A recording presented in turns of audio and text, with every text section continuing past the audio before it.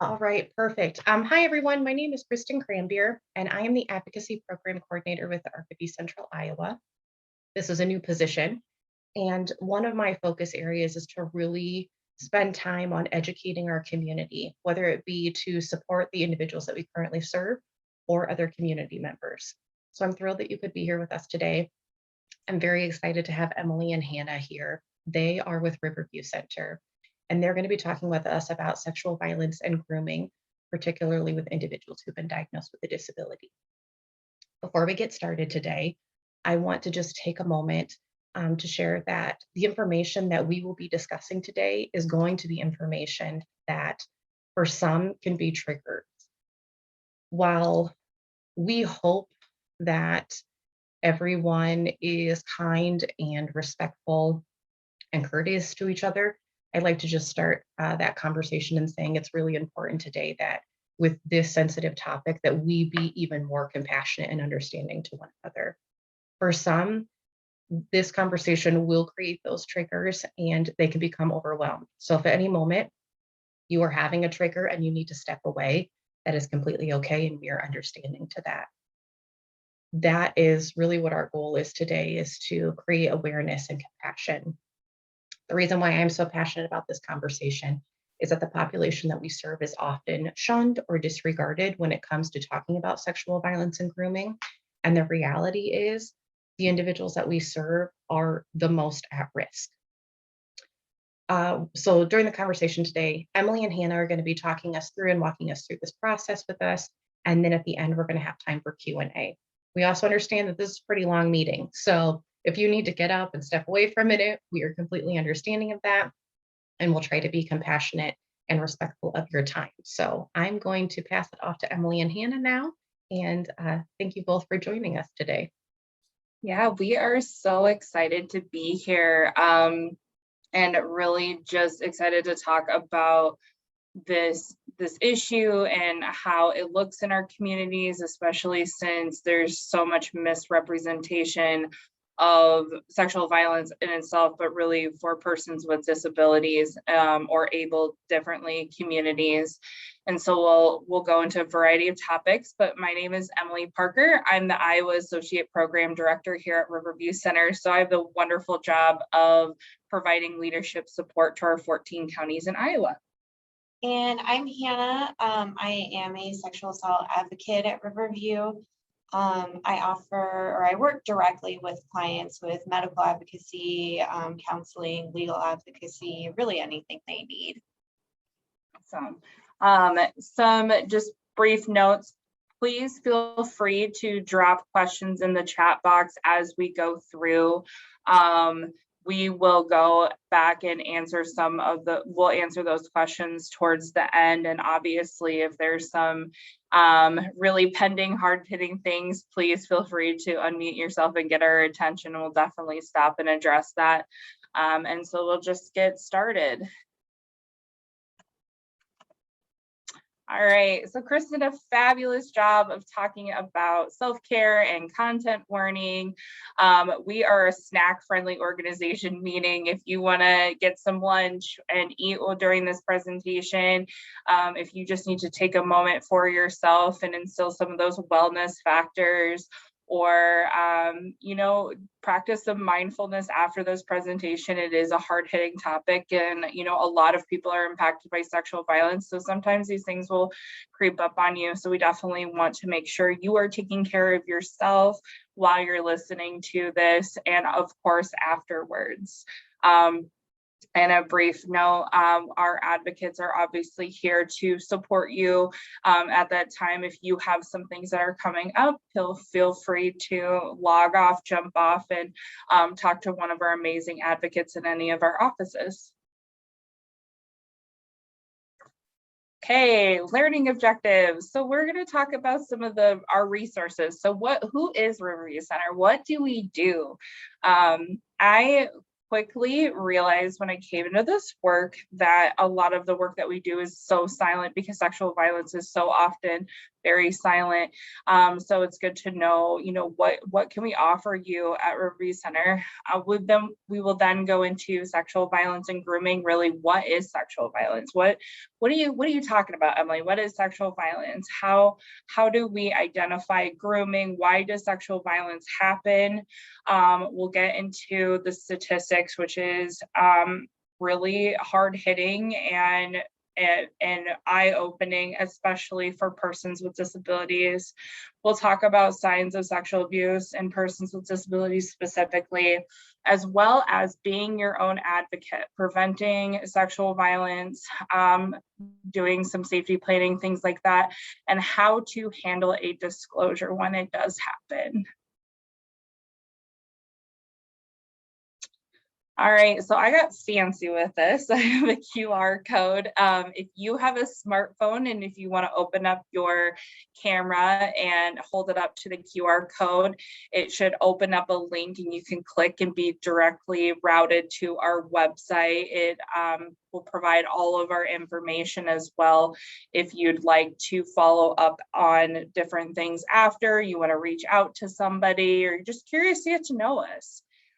So who is Riverview Center? We are 100% free and 100% confidential.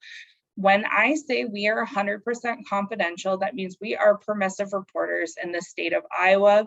We are funded through the Attorney General's office, and per Iowa law, everybody has a right to a sexual assault advocate. Meaning we do not have mandatory reporting status. Now, that provides some red flags for some people because it's a little uncomfortable for some, but what we do need to realize is that how often, especially our vulnerable populations, are around mandatory reporters, and how often they are not around permissive reporting statuses. And our permissive reporting allows us to really process through in peer counseling and therapy through their trauma as well as safety plan. Because so often we see families who have a mandatory report made, and they didn't have the ability to think about the financial aspects of fleeing. What does temporary housing look like, and all of those components in between. And it also allows our survivors and secondary survivors to really have a safe place to process through emotions that may come up, like, we've seen circumstances where, am I not a good parent? I didn't do enough, or, I told them I didn't really want them hanging out with those people, or, thinking through and being able to ask questions about what does marital sexual violence look like? Is this sexual violence? What's going on with that? And then we also recognize with our 100% free, it does not put any barriers or constraints on accessing those services. And some of our services are the legal advocacy. So we assist clients and their families, so secondary survivors or friends, with no contact orders, going to court with them. They have a legal right to having an advocate going to court with them. We do deposition preparations. We do victim impact statements, which is when they're telling their story, we help prepare them through that, and we can be there to support them. We support families through custody arrangements if perpetrator is in the family. We really kind of do it all. Or if you have somebody who has a substance use disorder and is just really needing somebody to support them through drug treatment court, we'll be there for them. And then really the bread and butter of our work is that medical advocacy, 24/7, 365. We are on call and ready to respond to a hospital or a law enforcement department and provide a lot of really education on what is your rights, what does reporting to law enforcement look like? What does the process look like for that? What can you expect with the sexual assault kit? We really are there to support survivors. We always affirm to them, like, we work for you, we don't work for anybody else, and are kind of the eyes and the ears behind the systems that happen for them. And then we also do general advocacy. So if they have food insecurities, if they are needing assistance with locating housing resources, maybe you have a client who is preparing to transition and do a name change, we've been there for that. We really view healing and empowerment in all aspects and all wellness aspects of somebody's life. So I don't call us case managers, I call us wellness workers. And then we also do the peer counseling. So if a client is struggling with sleep at night after their assault, or just the different anxieties, or maybe they're ready to tell their family about what happened to them, we can obviously be there to prepare them and support them through that. And then we also do provide free therapy. So that's, our therapists are trained in EMDR as well as play therapy. We work across the age range. We work with those who've experienced historical trauma as well as recent. We work with individuals who are incarcerated. We work with individuals who are undocumented. We work with persons with disabilities. We really work hard to overcome a lot of those barriers, and our advocates and our therapists will travel to those spaces that their clients and survivors feel most safe. So if that's a local coffee shop, if that's their home, if that's going to a park and taking a walk and talking through different things, we'll absolutely do that. And then of course we do community education, which is why we are here today. Our wonderful Kristen invited us, and I'm very excited to be here. We are definitely in our school districts. We do a lot of systemic and policy advocacy. So working with law enforcement or school districts and guidance counselors and things like that on best practices, is working with survivors, just dismantling some of those barriers. And we have a lot of difficult conversations because we really are social advocates. And then we have volunteer opportunities. So we have wonderful volunteers that come and hang out with us and go through the victim counselor training and can be a part of our medical advocacy, being on call and what best meets their needs. But we also have other opportunities. So being a part of the policy change, being a part of community education, talking about we have volunteers in our offices. Really bring your skill set, and we want you a part of our work, because everybody can really be a part of our work. So that's a little piece about us. But like I said, if you want to get to know us more, I will drop our link later on, but also feel free to use the QR code. So what is sexual violence? It's really any behavior that happens without a person's informed consent. Now, I am sure a majority of you have heard the term no means no, right? That really is the basics of what consent is and what informed consent is. So really, consent is an active, willful, informed, educated agreement to any type of intimacy. And if somebody were to engage in a sexual act, then both partners are communicating through the process. The person is cognitively able to consent to that act. Maybe it moves from kissing to more physical touch, that both persons are asking those questions like, hey, is this okay? Is this okay? And moving through those notions. So really being informed about what is being asked and what is being received, and that person is willfully being a part of that action. Now, sexual violence impacts so many different, it's plethora. So this can be everything from indecent exposure, degrading sexual imagery, voyeurism, cyber harassment. We've seen clients who have had, historical sexual trauma in which they showed pornography to the survivor at a young age, sexual harassment in the workplace, any type of sexualized stalking, sexual assault or rape, or childhood sexual abuse, sexual exploitation, trafficking. Really, I think about hazing that occurs. So, locker room, unwarranted consent and sexualized statements or touching. Sexual violence. And when you think about all those terms, you can definitely think about how it exists and how we are definitely all impacted by that. So really the big question, and especially with people who are able differently, is what does consent look like for those who have cognitive and mental disability? And that is such a huge question because it's not always black or white, right? Like we really have to think through concepts of autonomy and concepts of sexuality with persons with disabilities, but also stemming back to what consent really is. So fries, it's freely given, it's also reversible. So at any point that person can say, you know, I don't want to do this, I'm not interested in this. Being fully informed about the action that's supposed to occur and enthusiastic about it. If the person is, you know, is in any way hesitant, step back from it and being very specific about the action. So what does that mean? What does consent look like for those who, when we think about fries and consent, what does it look like for those who have cognitive and mental disabilities? And really, the answer is it's fluid, right?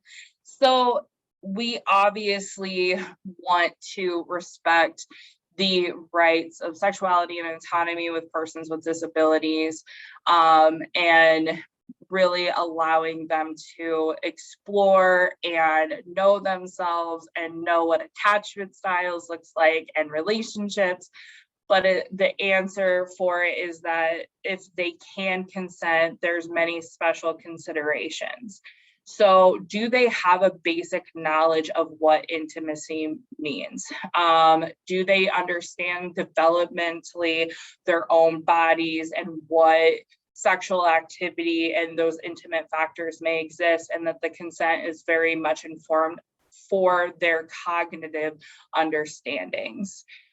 There's a rationality to it from a historical context of consent, of different components of agreeable activities. So, you know, going and doing an activity and going to the park or accepting different what type of food, there has to be a rationality to that. So, you know, in a historical context, are they able to provide consent to different normal activities? And how does that, with informed knowledge and what intimacy is and how they understand their development and their bodies, are they able to provide that in a sexual relationship? And then also it's voluntary. So really thinking through, especially for vulnerable populations, the power dynamic and coercion that exists. So, you know, you think of persons with disabilities who have increased, you know, power dynamics. They may have caregivers, they may have caseworkers, they may have more educators in their life, they may have, more supportive persons. So those types of roles play into power dynamics. So whenever a person can make a decision on their behalf, and that's when that power dynamic comes into play. But we also have to think about the vulnerabilities in that where coercion can exist. Oh, well, you want this, you need to do this for me. Or, yeah, I know you like going to the park, but you know, I'm not going to do this unless you do this. So the action of consent is truly about the absence of that power dynamic and the presence of the lack of coercion. So giving that person that space and understanding of themselves in order to provide a knowledgeable, rational, and voluntary experience in intimacy. But when you think about these things, and we'll talk a little bit later, it really struggles because of the systemic issues that occur, especially from the legal perspective as well as disclosure. But we'll go into that in a little bit. And I'll have Hannah talk about grooming. Give you a little break here. So grooming is, I would say it's a little complicated. A lot of people haven't even heard of it. So really with grooming, the important thing is that anyone can be an abuser. Like Emily said, there are caseworkers, caregivers, somebody trusted. So 80% of survivors have perpetrators that are known to them. With grooming, that allows perpetrators to go undetected, and there is a process of desensitization. So it can start with something like non-sexual touching, like touching a leg or touching the back or something. Accidental incidents like, oh, I didn't mean to touch you there. And then sexual touch and talking pornography. So if they start making sexual comments, if they start showing pornography to that person, just something more outwardly sexual, and they'll break down those inhibitions, and like the power dynamic, they'll obtain the compliance. So like her example of, you want to go to the park, we can't go to the park unless you do this for me. And they'll test and see what their limits are and see if they will tell anybody. And they'll manipulate outside people. So the family and the community, they'll make themselves seem like they're a good person. They'll be nice to everybody. They'll offer all these things like financial support. They'll offer rides. They'll offer to watch the person take care of them. They will make themselves look really good. Let's go ahead. Switch that. So why grooming works? So vulnerable people want to believe that there are safe people. So when they're in such a vulnerable position, they want people who will help them. And they become very trustworthy of those people, obviously, because they need help, and that's okay. But then they can get preyed upon by people who I guess decide to groom them. And there is a lack of education and bodily autonomy. So a lot of vulnerable populations just don't have the resources. They haven't been taught about their bodies. And Emily talked a little bit about this as well. They don't understand some of these things in sexuality. And then there's increased isolation and decreased access. So people who groom people, they can do things like take away a phone. They can do things like not let them see their family members or not let them see their friends, to give them an opportunity to continue that grooming process and kind of cut others out. Yeah, Hannah, I think a really great point in this is you think of, what's in the media now with Bill Cosby's case. He was America's father, right? Father figure. And, you think about all these situations where, well, they were such a beacon of safety and what safe fatherhood looks like, or what, they're such a great volunteer. They're always willing to help. They're a part of the church, and perpetrators know that, right? They know that, oh, well, I know that if I do this, this, and this, I have more access to vulnerable people. And so they act as like that beacon or that person. And it makes it really even harder for survivors to feel that they get the social known justice or the belief out of their support systems. There's like, oh, well, they would never do that, right? But really, it's a part of the power and control and the grooming tactics that are so successful. It's like, if I see a caregiver who's really tired and has been working a lot and then coming home and doing trips to medical appointments and all of these different needs, and maybe I'm the friendly neighbor who sees that, it's like, oh, like I can help you out. They're able to increase that isolation and prey upon the fact that the caregiver is in a vulnerable place themselves, in order to access that vulnerable person and unfortunately commit sexual violence upon them.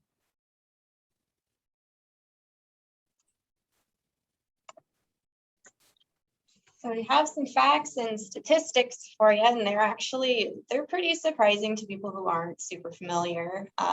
with what happens within the community as far as sexual violence. Every 98 seconds, someone is sexually assaulted. So this isn't just people with disabilities, this is across the board.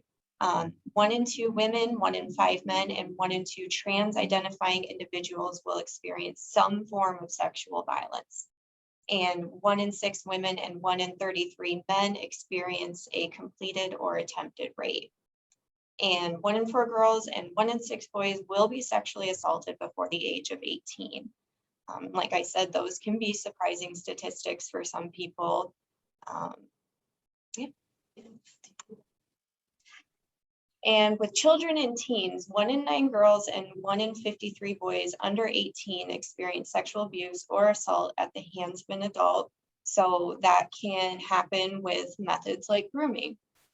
They can experience the same thing with an older adult or a teacher or a babysitter or something like that. And 82% of all survivors are female. And females ages 16 to 19 are 4 times more likely than the general population to be survivors of rape, attempted rape, or sexual assault. So this doesn't mean that we're just focusing on females. We obviously acknowledge that male survivors and trans survivors very much exist out there, and they deserve just as much support as any other gender. When compared to able-bodied women, women with disabilities are 3 times as likely to be physically abused or assaulted. And it's estimated that as many as 40% of women with disabilities experience sexual assault or physical violence. And more than 90% of all people with developmental disabilities will experience sexual assault. So that's also a very, very surprising statistic. And then people with intellectual disabilities, women and men, are the victims of sexual assault at rates more than 7 times than those for people without disabilities. So when I talked about everybody has been impacted by sexual violence, I mean, the numbers are true, right? And the more vulnerable, the more prevalent of sexual violence, because perpetration isn't about intimacy, it's about power and control. And when you think about the vulnerabilities of persons who are differently abled, those numbers unfortunately go up. And then if you add in the components of, especially with male survivors, the cultural inferences and expectations of being a strong person, of keeping yourself safe, I would argue that those numbers are higher. And then it makes it even though we have these higher statistics, we have the less percentages of founded reporting. So what we see so often at Riverview Center is when reports are made and they go through the CPC, so Child Protection Services, they have wonderful nurses and forensic interviewers who are asking questions at their cognitive level. But it's scary, right? Especially when you think about more than 80% of the time the perpetrator is known to them. What is the outcomes when I tell them, I've heard stories of people say, well, it's my fault because I continue to go back. Well, when you know what to expect, or you have coercion going on where you can't get your basic needs met until you fulfill an act, like, it is in no way your fault. And it definitely makes it really, really hard to have these cases founded. Or if you have people who are differently abled with different communication barriers, so nonverbal, or the inability to understand their body well enough to be able to explain what happened to them, or that normalization of the action, and also the factor of, our body has a physical response to when sexual violence is performed. And so, we add in the layer of guilt. But if you add in the fact of persons with disabilities, especially cognitive or developmental disabilities, they may not have the preset understanding of what's happening, and then add in the fact that my body had a physical response, which may to them feels good. But that person's in a person of authority and consent cannot be given, and that person perpetuated on their vulnerabilities. It makes it really hard.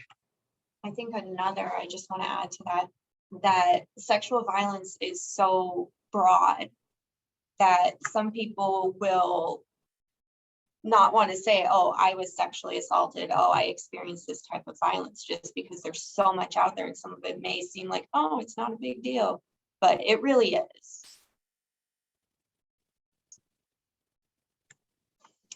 So what are the signs of sexual abuse? Of course, everybody reacts differently. The person may report nightmares or sleep problems. They may not be sleeping. They may be sleeping too much. Inability to focus, change in eating habits. So have they stopped eating? Are they overeating at this point? It can go either way.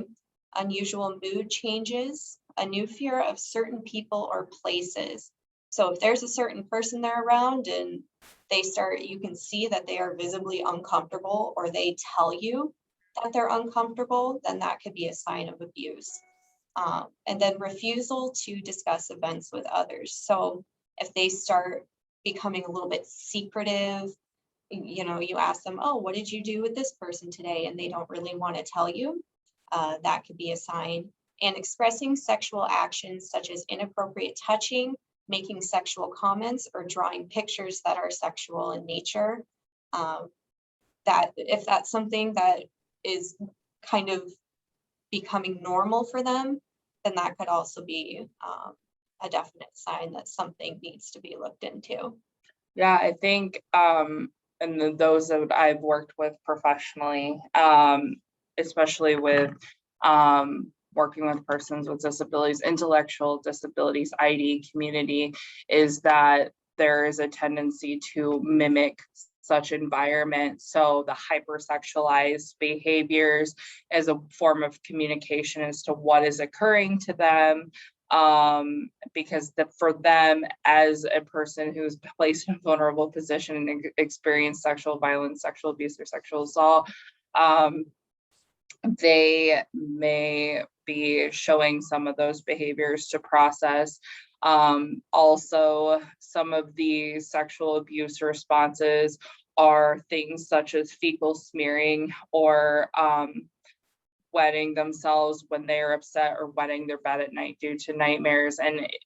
I remember my first interaction as a new social worker and engaging with an escalated client who had fecal smeared and also, urinated themselves. And I was like, what is going on? And when I had somebody explain to me that is the body's way of protecting itself, that's the brain protecting itself, so it's less accessible to the perpetrator. Everything, so it'll get nice and cold. Oh, I just unwrapped it downstairs. So, Cindy, I think you are unmuted. You're good. Yep, No worries. So that's really alarming, and our ego tells us to turn away, but really that's a resilient way of a survivor protecting their person. And so when you see these types of behaviors present itself, to normalize them in the sense of being their support and exploring it a little bit more. So I talked a little bit, and I said I was going to talk about systemic issues, which is my favorite thing. And my favorite thing about being, a part of the work at Riverview Center is that our job is because systems suck, right? And survivors are unfortunately underserved. And so I get to do a lot of systemic advocacy and having difficult conversations with providers or government entities or whatever. And a lot of that is education. And some of the systemic issues in preventing sexual violence is that it's hard to understand, and that believing like this happens in my community and that's potentially a person in my circle. And there's a lot of misrepresentation in the media about sexual violence. So if you, which is where I'll start, in which, I mean, if you think of SVU, right, Mariska Hargitay, she is, you know, an enigma in sexual violence issues, and you can kind of see how, if you watch it over the years, how social justice issues have transformed into this TV show. But it's such an unrealistic expectation and view of what happens, right? Because of survivors who do report, which less than 13% do, because of what a difficult process it is. I mean, it's 150 questions oftentimes about, you know, where were you, what did you do wrong, versus entering the conversation with belief. And then we also have to think about the intersect of misrepresentation in the media of persons with disabilities, right? So, you know, we have this blockbuster version of persons suffering with a disability, of survivorship, and what sexuality and intimacy looks like. And I think we've done a lot better with more enhanced documentaries and things like that, but it's hard to, as a society and as a community, to wrap our minds around that. And really, there's a lack of developmental and sex education. You know, going and asking your school districts, are you providing this? Like, are you providing in the classroom to somebody that I'm taking care of, or as a caseworker, are you providing the education on development of the body and what body parts are in the anatomically correct way, and providing that basic sex education, and talking about those different issues. I think because of the media and because of our systems as a whole, we separate intimacy and persons with disabilities, and they can't interact, but in reality it does happen. And because we have a hard time wrapping our heads around that, inevitably these persons are suffering even more, and they're more vulnerable. So thinking about when I had worked with kids who had you know, developmental or cognitive delays, in that, you know, if I'm trying to set the expectation of wearing underwear and putting on deodorant and stuff like that, but I haven't provided the foundations of why is it important to do this, what's happening with your body, you know, those types of things, like that connection can't be made. Also, we have a tendency to not believe survivors, especially intellectual and developmental. It's hard to conceptualize, especially when the perpetrator is known to us, so it's a loved one. Or our ego, which is our natural tendency, is to ask questions about it. Well, what were, you know, or, oh, you said stuff like, oh, that must be a YouTube video you shouldn't have watched, or something like that. By entering the relationship with belief versus questioning, we can change the whole dynamic. You know, we have issues with reporting as well. Unfortunately, it is very hard to, I mean, persons is innocent until proven guilty as per their right. And so there's a lot of questions and things that happen, and evidence collection is really hard with sexual violence. And I mean, there is I mean, if the investigator is unable to substantiate enough evidence of such report that's made, most likely the county attorney's office won't pick it up. And I think, and you know, we see that all the time in our work, which is why we are so important. But out of 1,000 cases that are picked up by your county attorney's office, only 5 lead to successful conviction.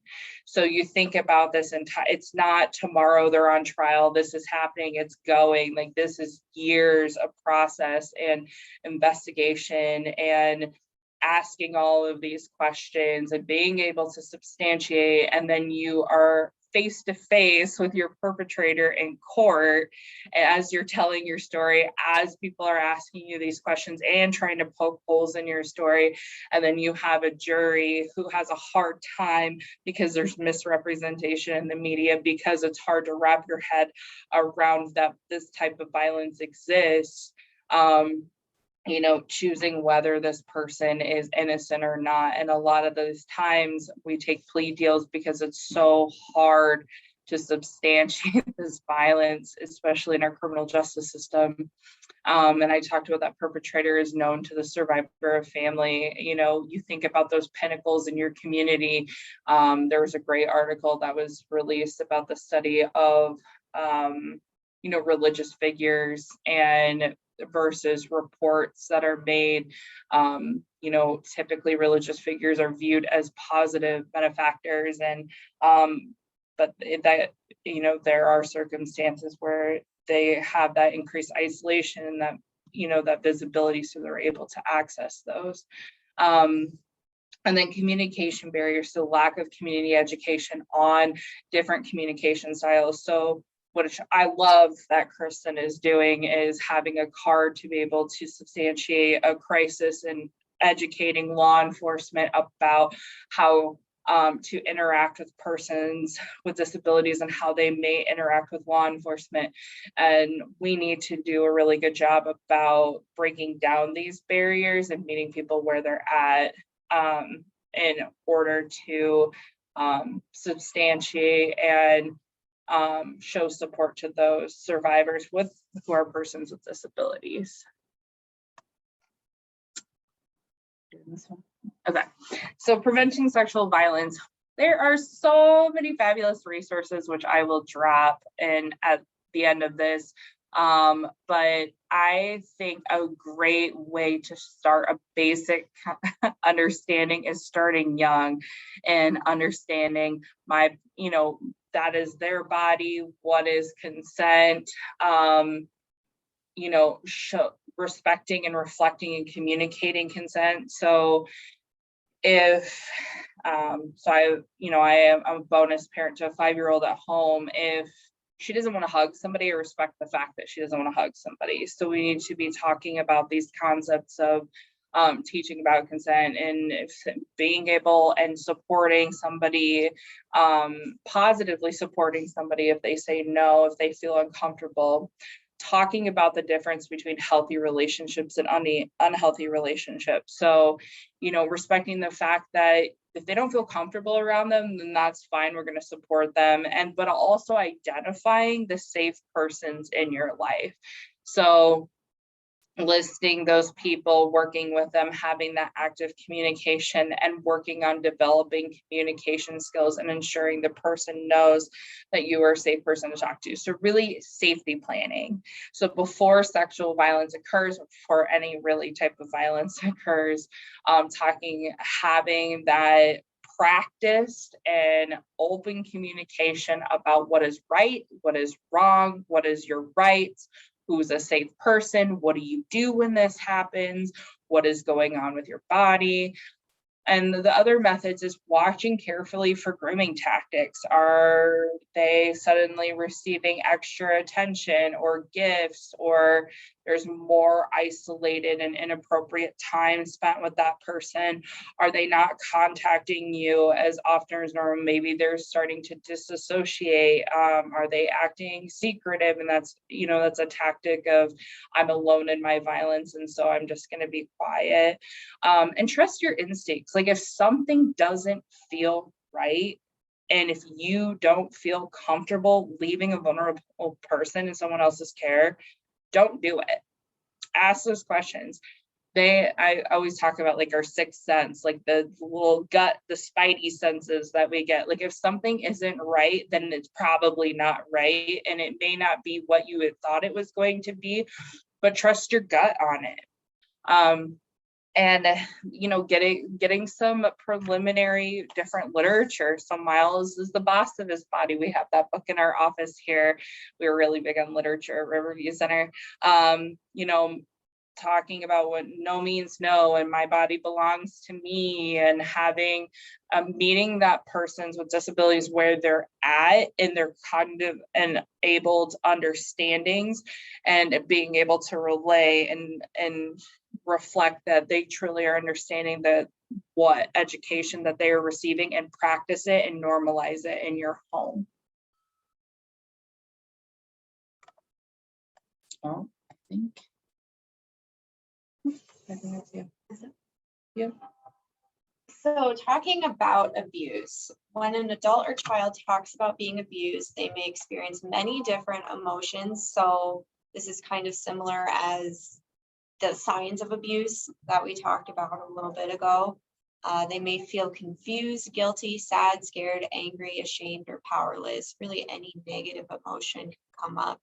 They may not understand that the behavior is abusive. So somebody may have touched them inappropriately, but maybe they didn't have that education, so they didn't quite understand that that was not okay.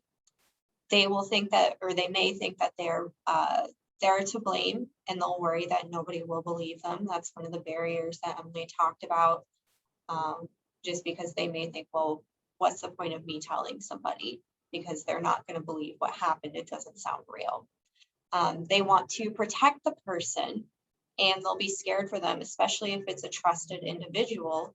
It can be something like they don't like change in their lives, because change can be scary for some people. So they think, if I tell on this person, then they're not going to let me see this person ever again.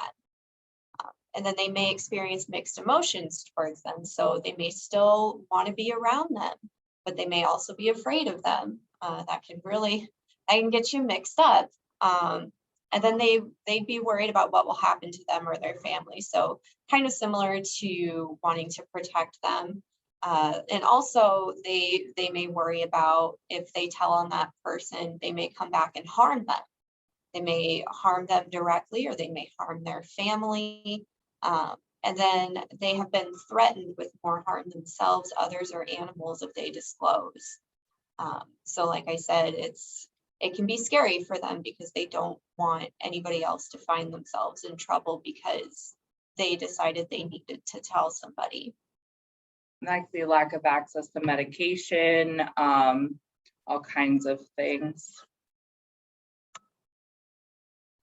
And ultimately, what do you do when they disclose that to you, that they were sexually abused or assaulted? So we want to create a safe environment for them, let them know that you're there for them.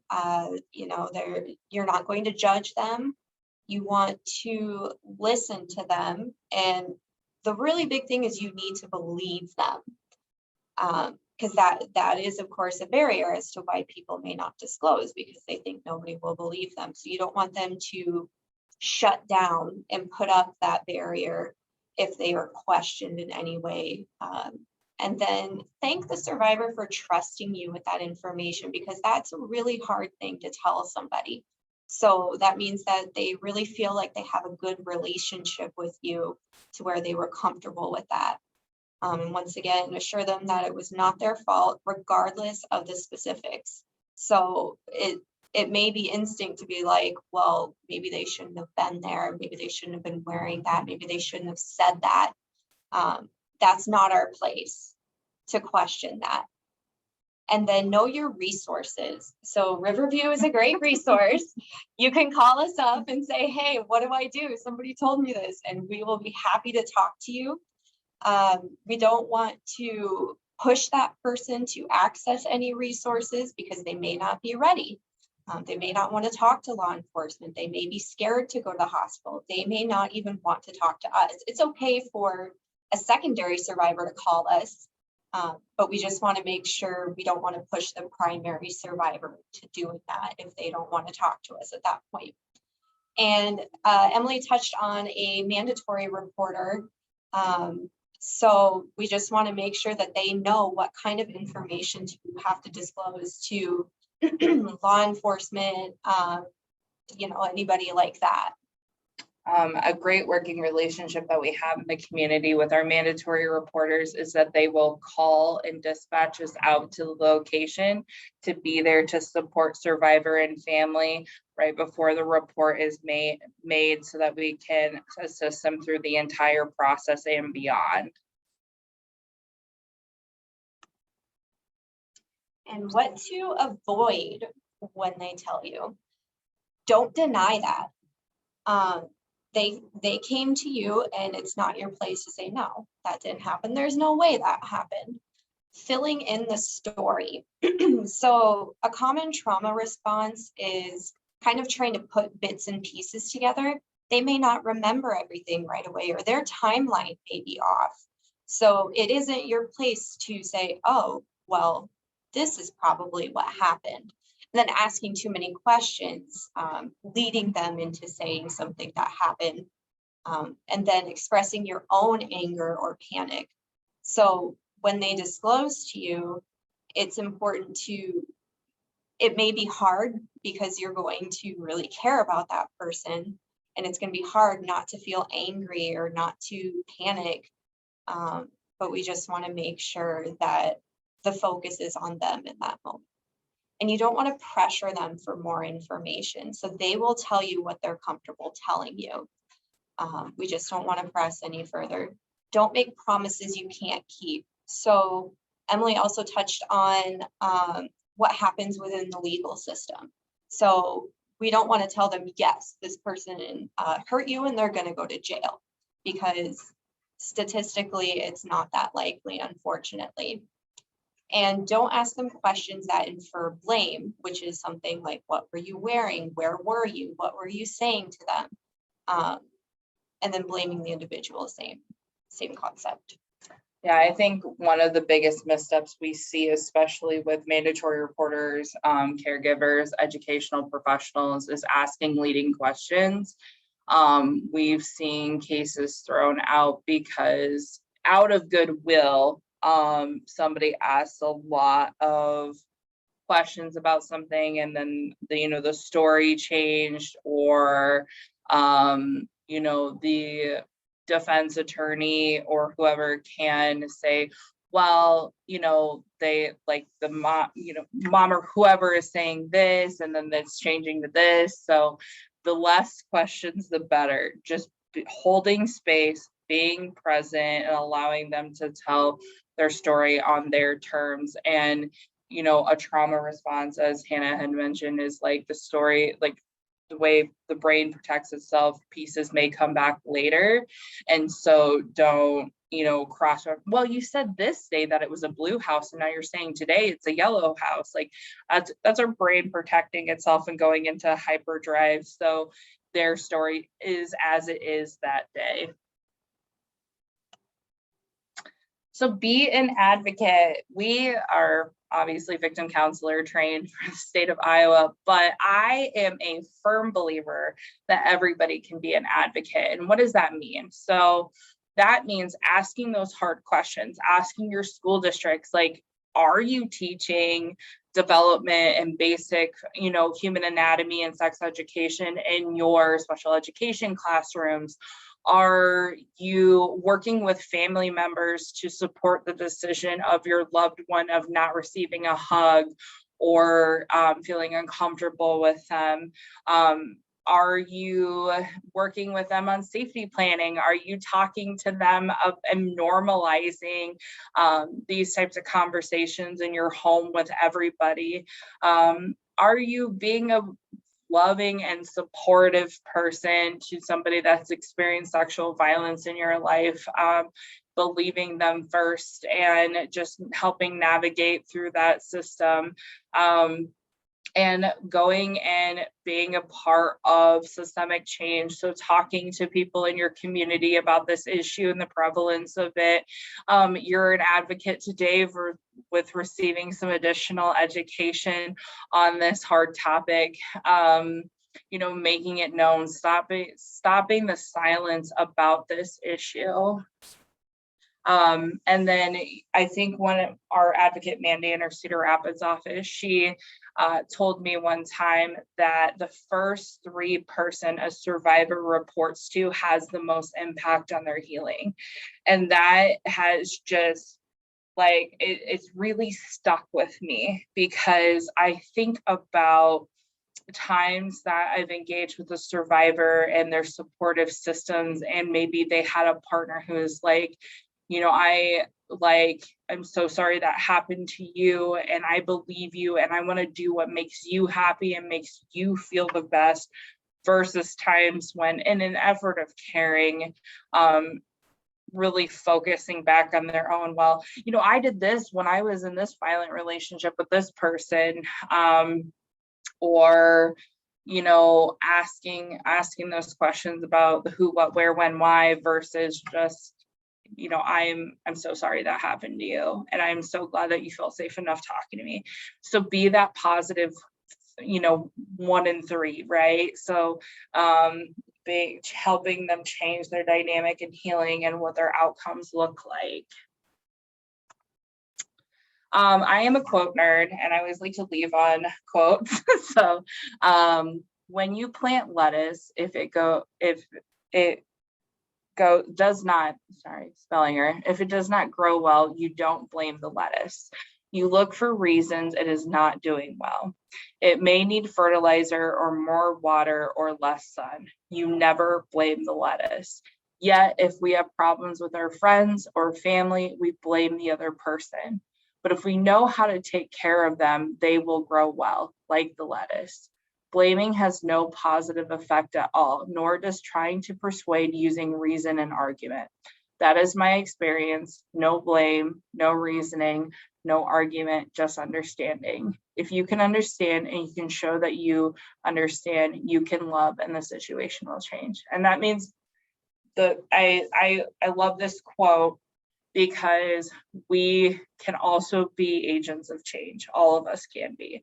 And if we treat persons who are vulnerable, or persons who are going through adversity in their life, or experiencing one of the most traumatic events in their life, with love and caring and consideration, and looking at how we can support the person, like the lettuce, if they need more water or less sun, just think about how our communities can change, right? If we enter with love and understanding versus questioning and reason and blame.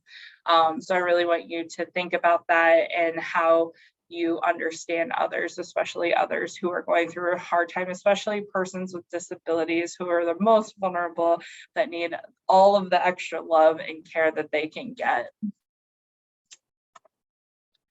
And yeah, that's the end of our presentation. I have included our names on there, our emails on there, and then also our Iowa Sexual Assault Hotline. You can connect with us 24/7, 365 through that.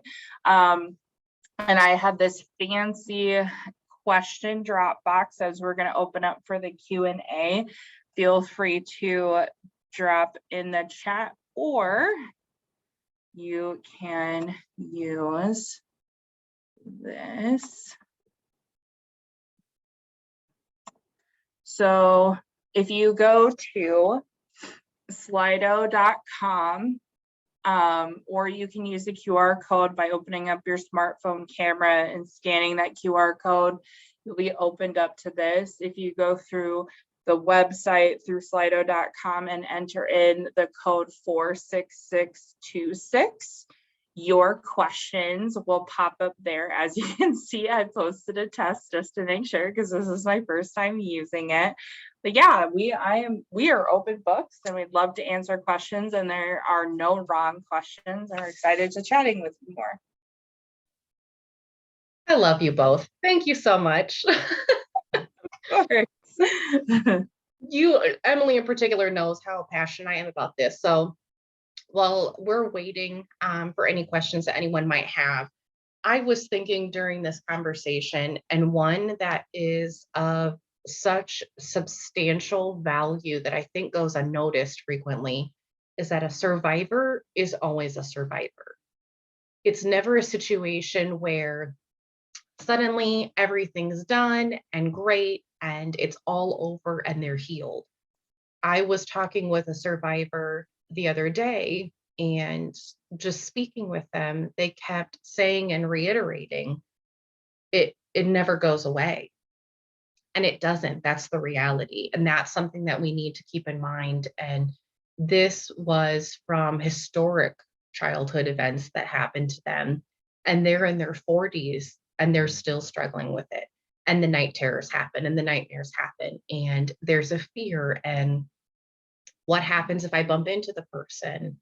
And, you know, what's going to happen if I see them walking through Walmart? And so that's always there. So even if someone doesn't come through and they don't report it, and that person never faces any criminal justice from the incident, it doesn't mean that it's still not going to affect that person for the rest of their lives. And I think that's such an important thing that we all know and recognize. Yeah, absolutely. That's really why advocacy exists. So we're funded through the Attorney General's office is because, we know that survivors are everywhere, and whether their trauma happened 25 years ago or 5 minutes ago, like they're so deserving of feeling believed and heard and supported. And what I love about this work is that we accept everybody with open arms and absolutely no judgment. And, we recognize that trauma response presents itself in a plethora of ways. And if we can be some type of hope to a survivor who has felt silenced or had their trauma minimized, like that, that makes it worth everything that we do every day. So yeah, we are just so, it's really a privilege to celebrate the resiliency that we see and be a part of any type of healing journey that a survivor chooses. It looks like we've got one in the chat. How can we handle when those we work with get inappropriate messages sent to them? For instance, unsolicited picture messages or text messages with other explicit content. Absolutely. That's a great question. And I'm, Hannah, add anything that you want, but really it's about, there's obviously like different consent laws and things like that, but from a person to person standpoint, we can set the boundary of like, that's inappropriate. If you continue to do this, I'm going to report it, or looking at blocking the person. We've helped with those types of things. We as case workers, wellness workers, caregivers, if the person is unable to stand up for themselves or doesn't have the capabilities of expressing that or needs a supportive person to be able to address those scenarios, we as independent advocates can definitely have those hard conversations with that person or take necessary steps as long as that supports the survivor's best interest in what they've expressed, verbalized, or need. And I think education goes a lot into that as well. When you're talking with them about consent or really just sex education in general, it's important to make sure that they know the line of, is this inappropriate? They may not understand right away that that's not appropriate for somebody to be sending them that. So that can be a part of even prevention as well. As a support for individuals, and you have seen this frequently, have you noticed a pattern of time frame of when you're seeing increased new survivors coming in and wanting to talk with you? Are you noticing it during the school year? Do you notice it during the summer? Just as a trigger as providers and caregivers, how that we might recognize or be more aware of instances occurring? Absolutely. So I definitely think there's an ebb and flow. I think when working with our survivors that are in the school systems, we see more referrals during that time if we have a relationship with that school district. We definitely see an increase. I know that our CPC gets busy during the school districts when school's going and stuff like that. So it has a tendency to quiet down a little bit more in the summer. Also, the reportability is a lot more difficult for survivors as well, because so often they share space with their perpetrator. And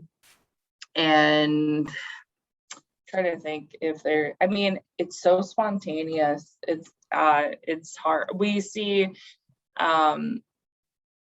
with survivors who have historical trauma, they tend to get quiet around the holidays. And as soon as the holidays get over, we have a huge spike in direct service need, because oftentimes they've been around their family or a perpetrator who maybe supports, and it just brings up some things for them.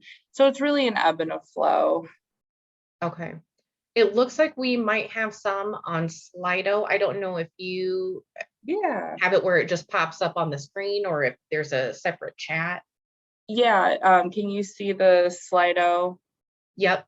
Okay. Yeah. So does being appointed as a guardian automatically make you a mandatory reporter, even if you are their parent? So I'm assuming if you assume the role of guardian in their life and you wouldn't assume mandatory reporting status unless you were a case worker in that scenario. I think as long as if it's a guardianship in relation to parent, you wouldn't assume mandatory reporting status, but don't quote me on that, but I'm pretty sure that's how that operates. We work with parents all the time who are in the process of reporting or making a report to law enforcement, and that's when we start seeing and so we do a lot of that safety planning and stuff. So I hope that answered your question. What supports do you have for a family whose child with disabilities is reporting abuse to a parent, but claims are dismissed as the parent making things up or the child's story being inconsistent due to cognitive and communication disabilities? Oh, great question. Really, we help navigate. So we have had this circumstance in which so basically through the CPC, if you have a person with disability or child, and let's say the report goes unfounded, DHS makes that decision, and we can work with a family on making an appeal to the DHS to do another CPC interview. As well as there are additional resources and funding capabilities for Persons with Disabilities Acts, which there's a PDF that I dropped in the chat box, which can help you connect with that. Also through the Iowa Coalition Against Sexual Assault, we have free lawyers who will pick up cases as well and help support through those things. But it is so hard because really, especially when the perpetrator is a family member, specifically like a parent, and the other parent is going through CPC and making their report and it goes unfounded, it really falls into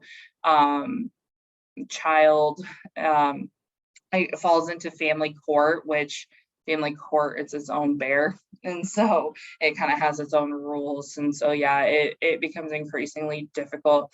But really what we do is provide a lot of peer counseling and support. We have had child survivors who have reported to CPC and it's went unfounded, and they've gone through therapy and worked with an advocate on empowerment models and what safety looks like and establishing safety in the home and looking at preparation for reporting again. And, we'll go and remake a report later when they've had some of that skill development. But our lane isn't to make a survivor have the capabilities of doing it. We just kind of support them through the process and use a lot of empowerment models. So it's a mixed bag and it's hard. And a lot of the times it's just supporting the family. Do you have anything to add to that, Hannah? I think it's. Yeah, it's a hard one. At what age would you recommend you start educating kids on these topics? As soon as possible. I mean, there are like basic prevention education, right? Of like, that's your body and what are your body parts. So instead of using terminologies such as like buttons for breasts, you know, you would say, well, that's your breasts. You can really role model a lot of what consent and bodily space is as well. So yeah, I don't really want to hug right now, or role modeling it with your partner or whoever. And these books are great because it kind of grows into that increased understanding. When we used to have prevention funding, we kind of marked it by age groups. I can always send Kristen later a different educational resources for different age topics as well. The sooner the better.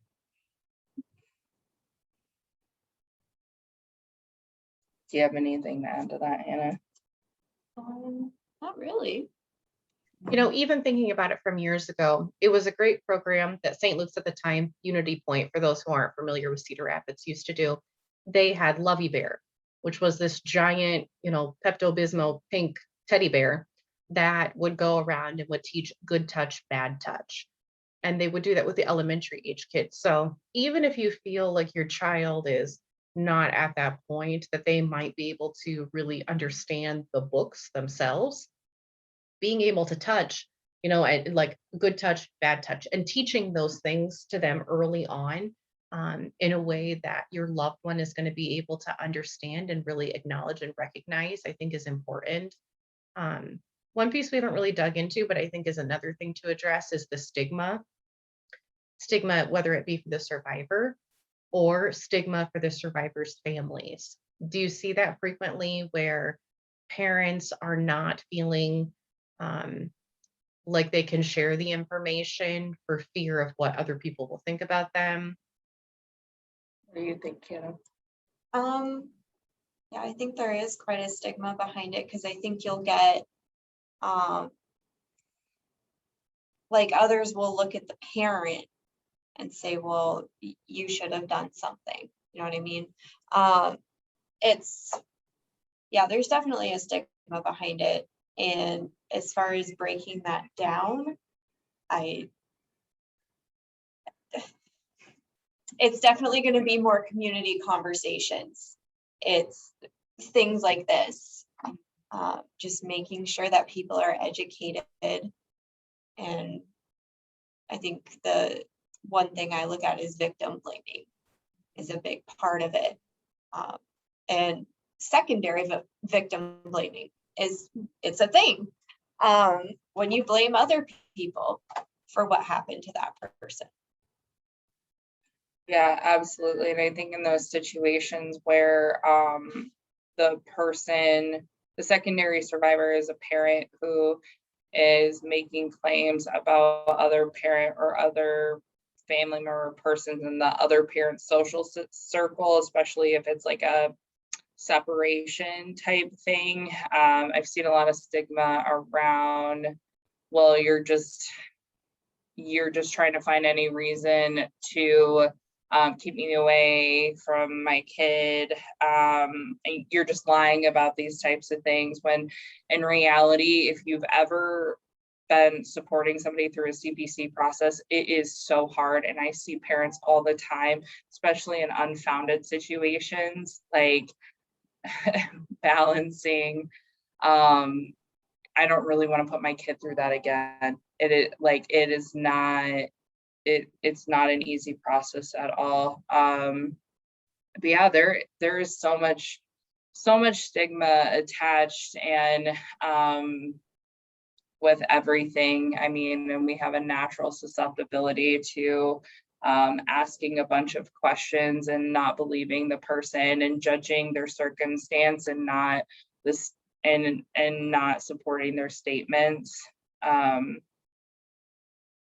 and also like, especially with persons with disabilities, we minimize their experience, and we give them, like, especially adult persons with disabilities, give them a childlike inference to them. So, you know, if you think about Title IX offices and or accommodations with persons with disabilities and collegiate status, right?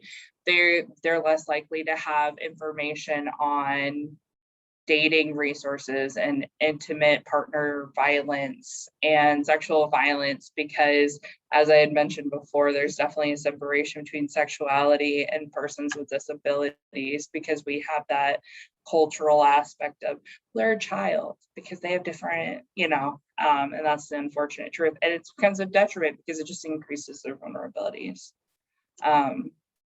I wanted to circle back around to the good touch, bad touch that we teach with, with kids. A big thing that I think is really crucial is with good touch, bad touch, when you talk about the bad touch, we want to make sure that we're talking about it in a way that as they develop, as they grow up, they don't associate certain touches as shameful or bad, when they start having their own sexuality and having those sexual relationships, that they don't feel like they shouldn't allow that person to touch them, because all their lives they've been told that, no, you don't touch this, this is bad. We want to make sure that that isn't something that we just block off and we never ever talk about it again. One of the questions is, what support groups are available for parents of children being abused? We are actually in the process of having a support group here that'll be more structured. And we love the idea of doing one for parents of children who are being abused. We see that all of the time, and we definitely see the need for fellowship. So to be determined, please check back in with us in a little bit, but that's definitely something we're gonna get up and going. And we have a beautiful new space and office in Cedar Rapids that can allow us to confidentially host this. If I suspect something has occurred, but my adult child won't confirm, can I call and talk to someone at Riverview Center and possibly have counseling services? Absolutely. Please call us. We definitely want to support you and get access to our services. This happens more often than you know, so we would love to support. And a big piece with that too is our goal really at the ARC is to continue to facilitate and build this relationship with Riverview Center. It's so important to us. I mean, looking back, it really just kind of sucker punches you a little bit when you think 90%.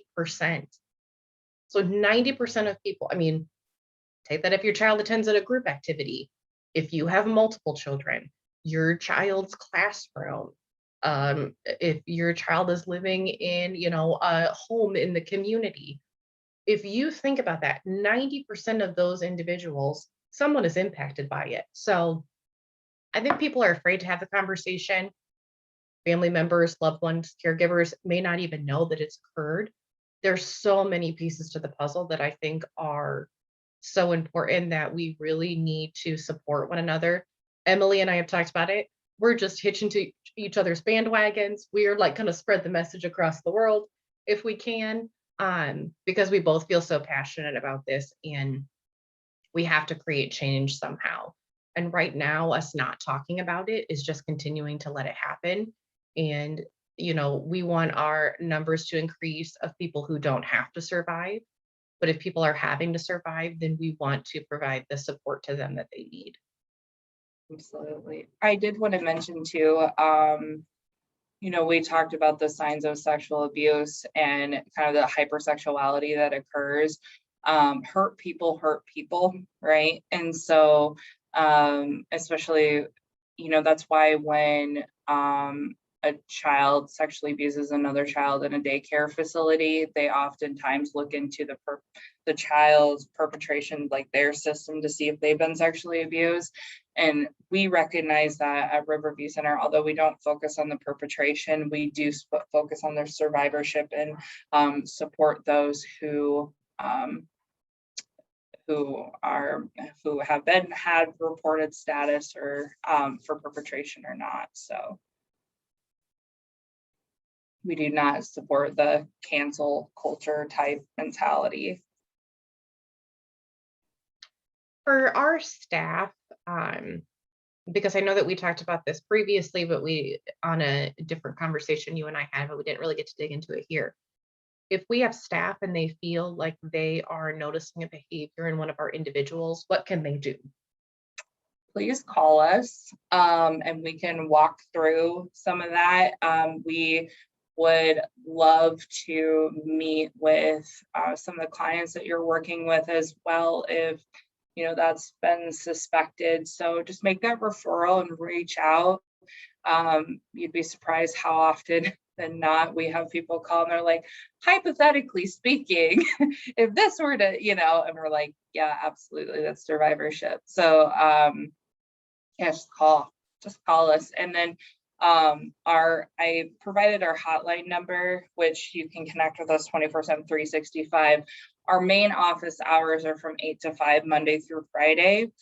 But if it's after those times or on the weekends, the Iowa Sexual Assault Hotline is held by the people who answer the phone are trained advocates, and then they can relay a message. So maybe you find something out tonight and you're like, I really just want somebody to call me tomorrow and I can't wait and I just want to make sure this happens. You can leave a message with our hotline and they'll relay that message to us in the morning. We can reach out. Or if it's a crisis circumstance, they can break through to dispatch, which, I'm a part of dispatch, and everybody who works here at Riverview Center, including HR, including your fiscal director, they're all trained as advocates, can assist you. So we appreciate you being a part of this. Well, we have a few minutes left in case anybody has any last minute questions that they want to send and share, but then also just making sure that that it's Riverview Center and you can reach out to them at any time. I will also drop our emails here. If you want any continued education or you just need anything, feel free to shoot us an email at any time. And then we can obviously, absolutely, if if there's some complexities to things, we can always provide necessary referrals over. So like say there's suspected DV or there's assistance with housing or whatever, we can definitely get you connected. Where can we get those books? The link that I dropped has the list of books. To get a picture, I just searched consent and autonomy children's books and they popped up. If you're ever interested in borrowing one, we have books in our office in Cedar Rapids that you are more than welcome to utilize as a resource, as well as additional adult focused content. We're building up our library. And also, if you feel like you want to donate to help other families, buy books. I'm a reader for life, so I think that's such a valuable tool to be able to utilize. Absolutely. And for a lot of our families, some of them access storyboards, and that's important because those are utilized during school. If we need to find those resources, we can certainly look and do that as well.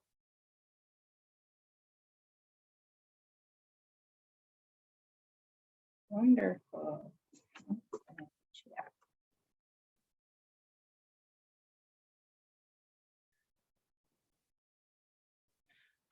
Kelly, general donation meeting.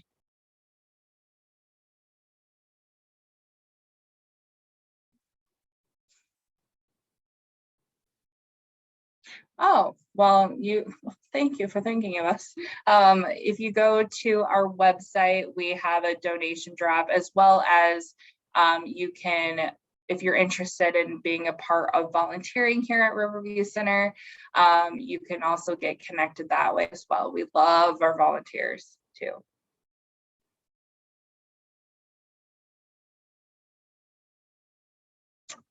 Elaborate on cancel culture. So cancel culture is kind of one of the negative impacts of what kind of came out of the Me Too movement, which was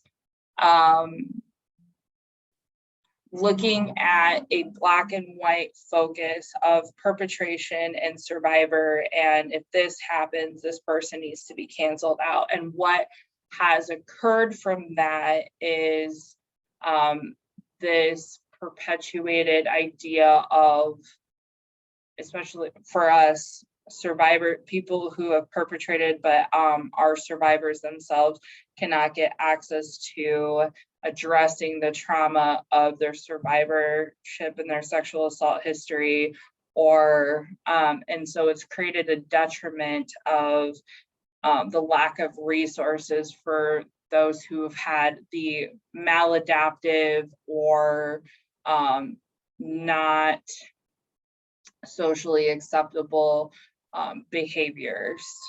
So it's kind of like thinking about somebody who has a substance use disorder, and I don't know, it's a mom and she uses around her kid in the midst of her addiction. Like, yes, normal social constructs is like, that's a bad mom, she's a bad person, but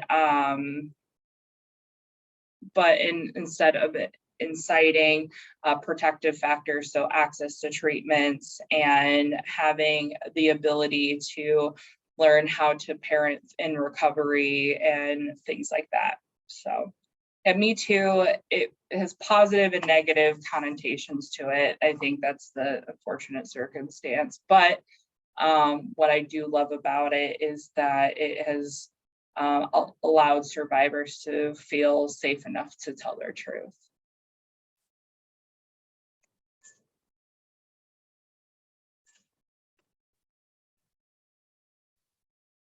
Okay, well, I think we're coming to our end now, but thank you both so much. Thanks, Thank Kristen.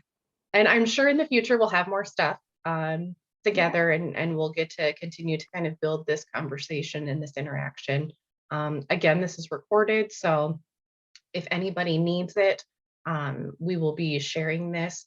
I hope that those who came, you got a benefit out of it. Really, our goal is to just increase awareness and kindness and compassion. And so I hope that you all had the opportunity to have the interaction that you felt that you needed. And if you feel like there's more, we're always here to be able to help you with that. Absolutely. And you know where to find us, so feel free to reach out. All right, perfect. Thank you, everyone. I hope you have a wonderful day. Thank you. Thank you.